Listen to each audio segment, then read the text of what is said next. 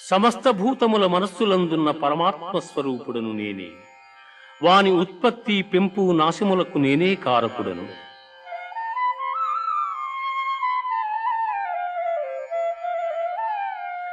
వేదానాం సామవేదోస్మి దేవానామస్మి వాసవః ఇంద్రియాణాం మనశ్చాస్మి భూతానామస్మి చేతనా. ఆ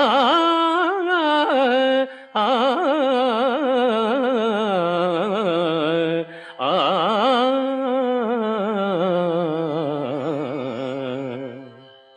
వేదములలో సామవేదము, దేవతలలో దేవేంద్రుడు, ఇంద్రియములలో మనస్సు, ప్రాణులందలి బుద్ధి నేనే.